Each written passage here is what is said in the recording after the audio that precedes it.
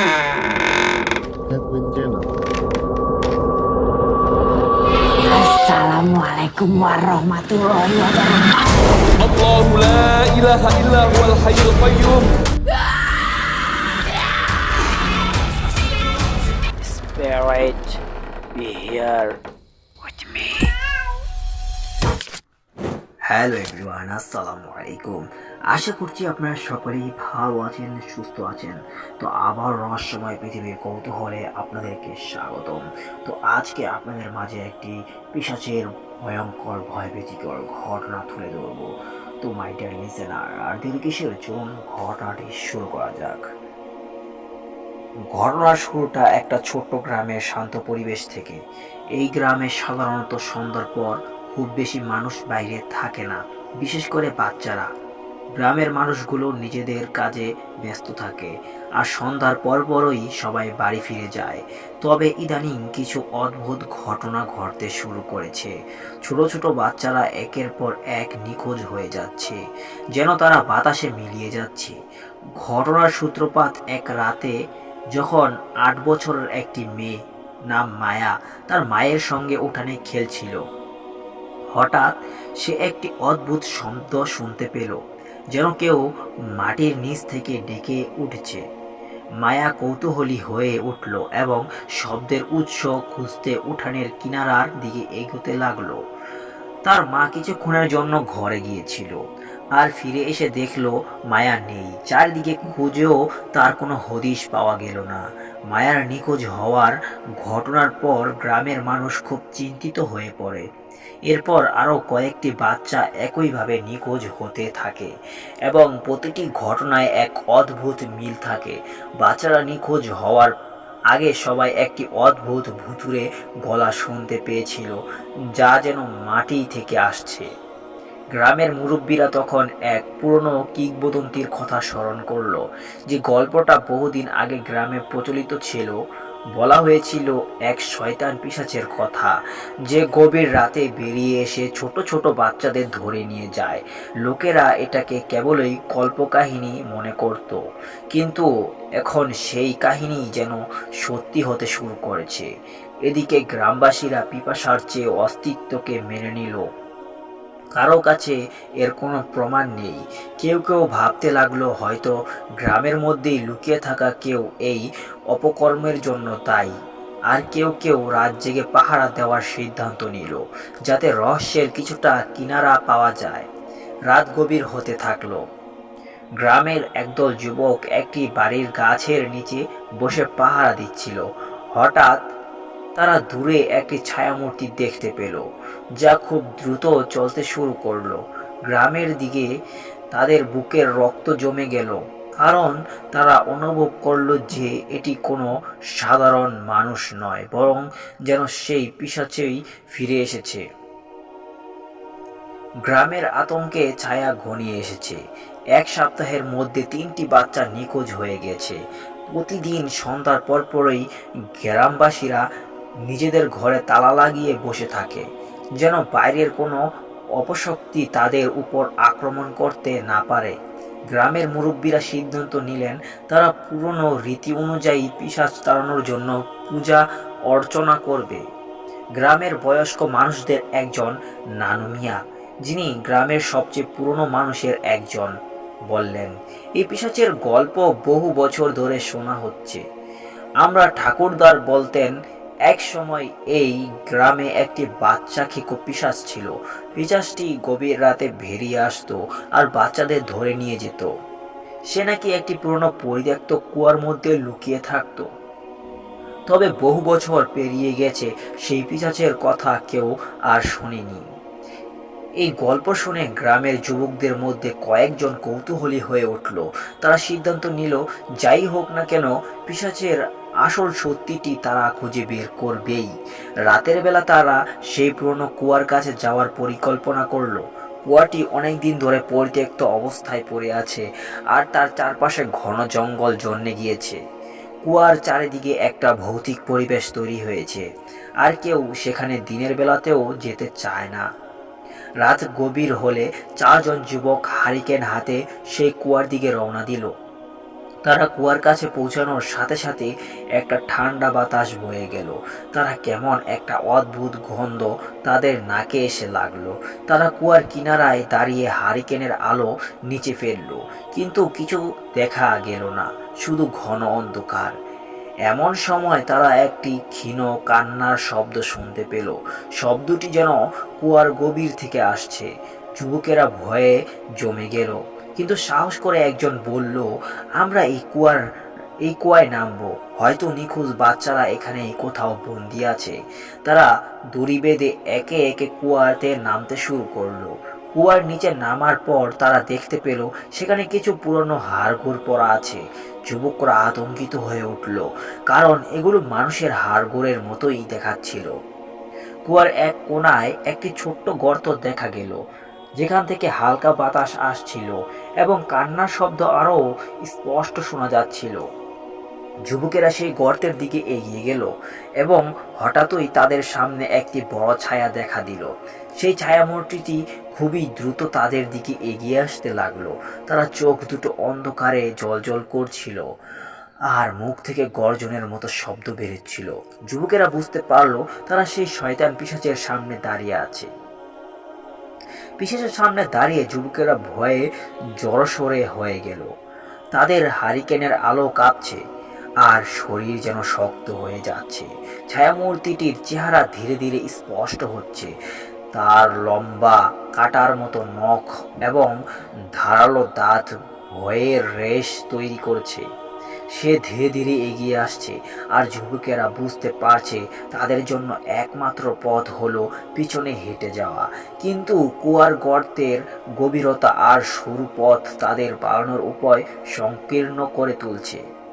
যখন পিশাচটি আরো কাছে আসলো, তখন যুবকদের একজন সাহস করে চিৎকার করে উঠল, আমরা এখানে শুধু সত্য খুঁজতে এসেছি, তুমি যাই হও আমাদের আঘাত দিও না। পিশাচের চোখগুলো হঠাৎ করেই স্থির হয়ে গেল, যেন যুবকের কথা শুনে সে কিছুটা থমকে গেছে।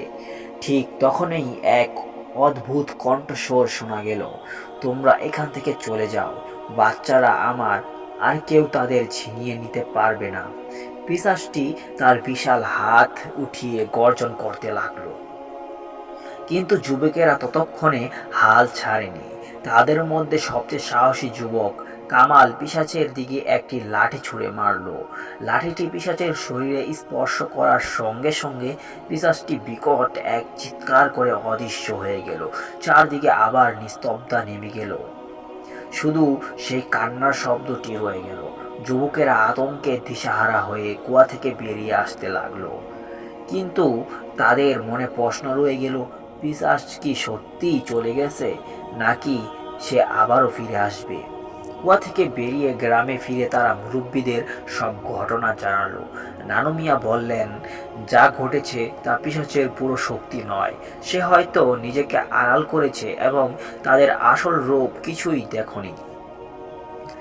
আমাদের অন্য কিছু করতে হবে। হয়তো প্রাচীন গ্রন্থে এমন কিছু লেখা আছে যা এই পিশাচের শক্তিকে চিরতরে নষ্ট করতে পারে। নানু মিয়া তাদের একটি প্রাচীন পুঁথির কথা খুলে বললেন, যা তাদের পূর্বপুরুষদের কাছে ছিল, এবং এতে নাকি কিছু মন্ত্র ছিল যেগুলো পিশাচ তাড়ানোর জন্য ব্যবহার করা হতো। যুবকেরা ঠিক করলো তারা এই পুঁথি খুঁজে বের করে পিশাচকে চিরতরে গ্রাম থেকে বিদায় করে চেষ্টা করবে। গ্রামের বাচ্চাদের খোঁজ গ্রামবাসী এবং যুবকদের মধ্যে আতঙ্ক ও উদ্বেগ আরও বেড়ে গেল। পিশাচের সামনে দাঁড়ানোর অভিজ্ঞতা তাদের মনে গম্ভীর ক্ষত সৃষ্টি করেছে। নানু মিয়ার পরামর্শে তারা সিদ্ধান্ত নিল প্রাচীন পুঁথিটি খুঁজে বের করতে হবে, যাতে পিশাচকে চিরতরে গ্রাম থেকে তাড়ানো যায়। নানু মিয়া বললেন, এই পুঁথিটি বহু বহু পুরনো এবং আমাদের পূর্বপুরুষরা তাদের সংগ্রহ রেখেছিল। পুঁথিটি রাখা আছে আমার ঠাকুরদার পুরনো বাড়ির একটি লুকোনো ঘরে, কিন্তু সমস্যা হলো সেই বাড়িটি এখন পরিত্যক্ত এবং অর্ধেক ভেঙে পড়েছে। বাড়ির চারপাশে লতাপাতায় আচ্ছন্ন হয়ে ভৌতিক পরিবেশ তৈরি হয়েছে, কেউ সেখানে দিনের বেলাতেও যেতে চায় না। যুবকেরা আবার সাহস করে সেই পুরনো বাড়ির উদ্দেশ্যে রওনা দিল। বাড়ির সামনে পৌঁছানোর সাথে সাথে তারা অনুভব করলো যেন কারো অদৃশ্য দৃষ্টি তাদের উপর নজর রাখছে। দরজাটি খুলতেই তারা দেখলো ভিতরে সবকিছু ধুলো ও ঝালে ডেটকে আছে। নানু মিয়ার দেওয়া বর্ণনা অনুযায়ী বাড়ির ভিতরের একটি লুকোনো দরজা দিয়ে ভূগর্ভস্থ ঘরে পুঁতিটি থাকার কথা। ঘরের মধ্যে অন্ধকার এবং ঠান্ডা বাতাস বইছে। যুবকেরা যখন সেই লুকানো দরজার কাছে পৌঁছালো তখন হঠাৎ এক অদ্ভুত শব্দ শোনা গেল, যেন কারো পায়ের আওয়াজ। তারা ভয় পেয়ে গেল, কিন্তু দ্রুত দরজাটি খুলে নিচে নামতে লাগলো। ভূগর্ভস্থ ঘরে প্রবেশ করে তারা দেখতে পেল সেখানে একটি পাথরের বেদি রয়েছে। তার উপর ধুলো ময়লা জমে থাকা একটি পুরনো পুঁথি রাখা আছে। পুঁথির গায়ে কিছু প্রাচীন লিপি খোদাই করা, যেগুলি সাধারণত মানুষের বোঝা কঠিন। নানু মিয়া তাদের বলেছিলেন পুঁথিটিতে থাকা মন্ত্রগুলি উচ্চারণ করলেই পিশাচের শক্তি দুর্বল হয়ে যাবে। তারা পুঁথিটি নিয়ে বাড়ির বাইরে আসতেই হঠাৎ চারদিকে অন্ধকার হয়ে গেল এবং পিশাচের সেই বিকট কণ্ঠস্বর আবার শোনা গেল, তোমরা যা খুঁজে পেয়েছ তা আমাদের কোনো কাজে আসবে না। এই গ্রামে আমার রাজত্ব, আর কেউ তা কেড়ে নিতে পারবে না। পিশাচের হঠাৎ তাদের সামনে এসে দাঁড়ালো। তারা চোখগুলো আগুনের মতো জ্বলছে।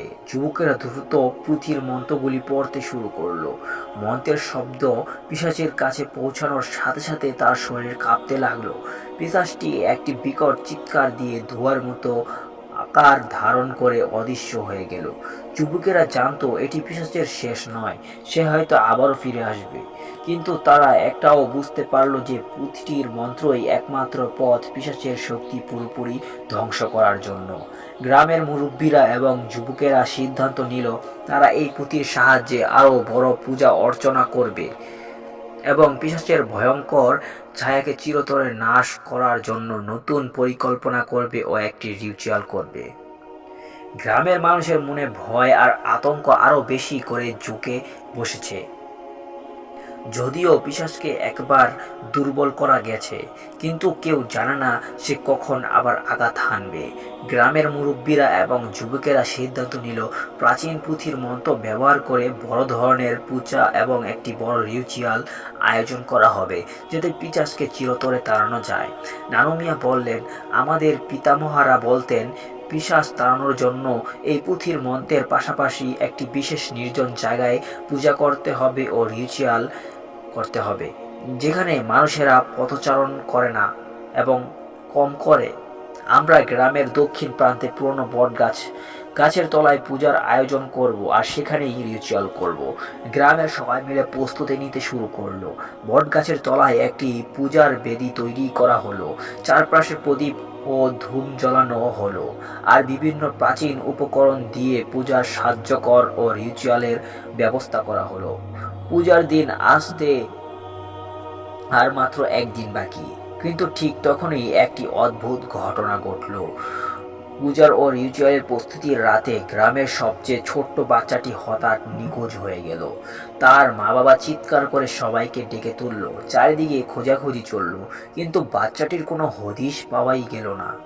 পুরো গ্রামের শোকের ছায়া নেমে এলো, আর সবার মনে পিশাচের ভয় আরো প্রবল হয়ে উঠল।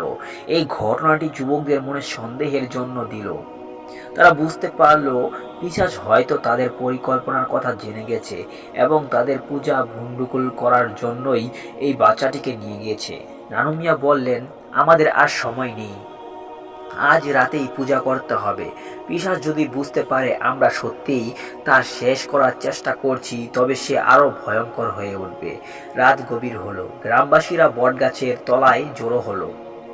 নানু মিয়ার নির্দেশনায় মন্ত্রপাঠ শুরু হলো এবং বটগাছের নিচে প্রজ্বলিত ধূপের ধোঁয়ায় চারিদিকে ছড়িয়ে পড়ল।